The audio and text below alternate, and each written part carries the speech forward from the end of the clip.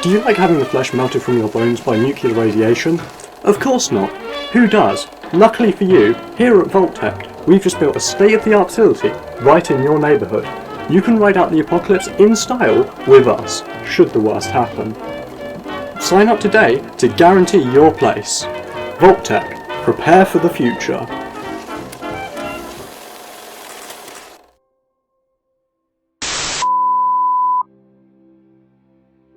Is violence a part of human nature?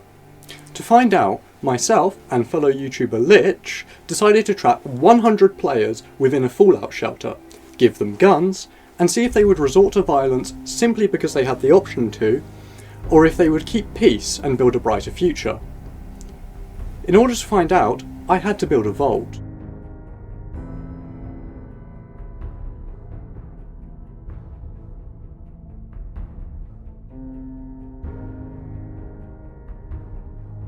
I spent 7 hours creating an asset pack for the shelter, starting out with wide corridors like those in Vault 111 in Fallout 4. I wanted this vault to appear somewhat new, yet still weathered, so I textured the floors with different shades of grey and used a mixture of polished and unpolished diorite for the walls.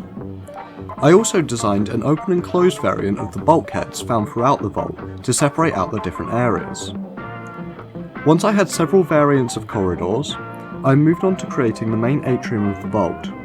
This room would be a central hub that all other areas of the vault would link to, meaning that it had a high potential for players to end up in conflict here, and may become a valuable location to defend. Behind the atrium is the Overseer's office, which I based off of the vaults from Fallout 3, with a round desk in the middle and computer banks along the walls. I used custom player heads to make computer terminals, along with glowing signs to use as displays. The office was then linked up to the atrium with a smaller corridor and a staircase. Next I moved on to some smaller corridor assets, and then I began designing a variety of empty rooms I could later decorate to create unique combinations. This included small residential rooms and large industrial rooms, inspired by the reactor from Vault 111. I took the small residential room and used it as a template for a bedroom. Because the experiment would require 100 players, I needed to create 50 rooms across the vault with 2 players in each. This would give potential for conflict or companionship early in the event, as players decide what to do with their roommate. In order to fit all 50 rooms into the vault, I created a large dormitory block containing 24 rooms in total. To do this, I reused the wall tiles from the atrium and pasted the room I just built behind them. This space was inspired by Vault 88 in Fallout 4, except in my vault it is all sleeping quarters. There will be 2 of these blocks in the vault, one in each wing branching off from the atrium. To create some variety between the rooms, I changed the wallpaper in each one, which will hopefully help players navigate and prevent the vault from becoming too monotonous. Next I began using some of the room assets from earlier to create specific areas of the vault.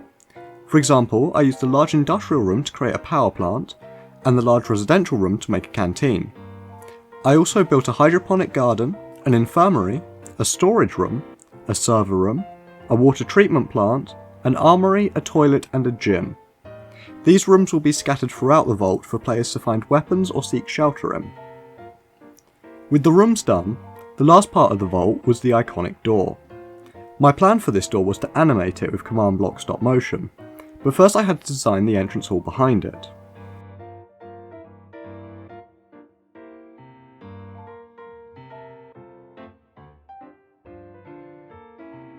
Command block stop motion is tricky. You have to build every frame one by one and then connect them all up with command block clone commands, so it ends up looking something a bit like this.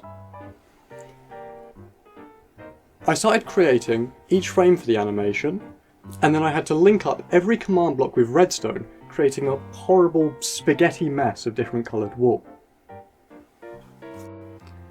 Then it was time to test it, and after a couple misfires, it was working properly.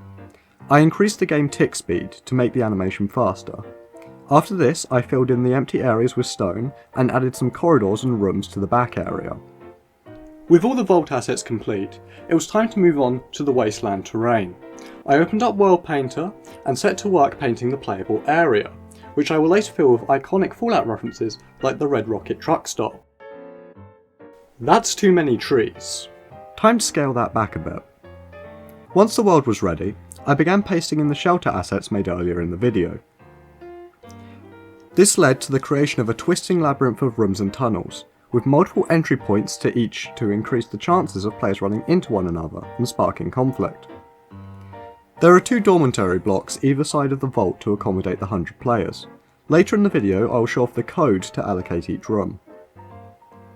After the vault was in place, I decorated the vault entrance with a rusted seafoam panels and concrete pillars, along with a billboard and control caravan. The terrain we made earlier is good, but still needed work. I used stained glass and light to create radioactive pools and painted crumbling roads across the landscape. I also built a wall of glowing radioactive fog to border the playable area and keep the players inside. The first structure I worked on was the iconic red rocket truck stop, which was built within eyesight of the vault entrance to lure players towards it. I also created a Fallout style lorry and car, which I copied across to several other points on the map. Next I set to work creating some ruined buildings. These were mostly crumbling skyscrapers based on the 1950s retro-futurist aesthetic that Fallout is known for. I swapped out the colours on these towers to create variety and pasted them at multiple points across the world. I also built a Fallout bus and army truck, which loot can be found inside of. To break up the monotony of the Wasteland landscape, I built a collapsed highway overpass over the middle of the map. This would create a more interesting skyline for players leaving the vault. In front of the bridge, I built a Fallout 3 inspired Vault-Tec building to contrast against the bright colours of the towers, inspired by later games, with its washed out grey and black colour palette. The last structure for the map itself was a few houses based on the mid-century modern style of Sanctuary Hills in Fallout 4. Now that the map itself was completed, it was time to focus on the technical aspect of the event. To start with, I created a large lobby area for the players to wait in before it started, reusing assets from the map to keep the theme consistent and to make my life easier. Beneath the lobby would be the dev room, where the cogs of the event would be found.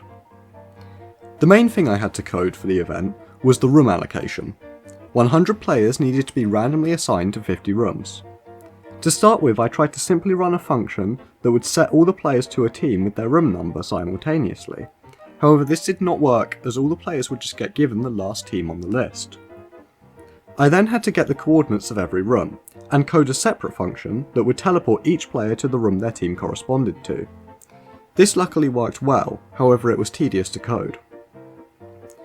To fix the earlier issue, I decided to use in-game command blocks to run the all-team commands simultaneously, instead of in a chain like the datapack would. I did also briefly experiment with the random command, however I could not find a way to save the output number in a scoreboard to use as a room number, so I gave up on that idea. This area of the event is yet to be tested, so it may be tweaked in future. Any advice would be appreciated. If you would like to play in this event, then join Lich's Discord below. But with that aside, it's time for the beauty shots, and a big thanks to my Patreons.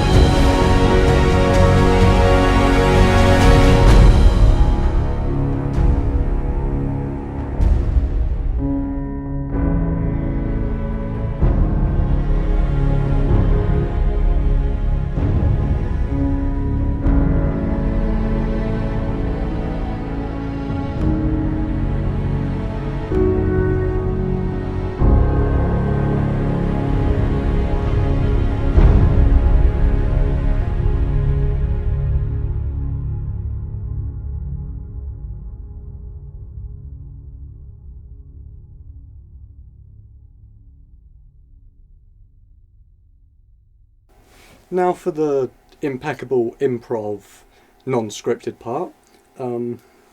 Thank you for watching this far through the video. If you haven't already, please subscribe so you can see more of my unplanned messes like this, with my wonderful green screen I bought off of Amazon yesterday, and a blue jumpsuit, because all of the official Fallout looking ones were over £100, and I don't have those kind of funds to be investing in bits for videos, so I didn't.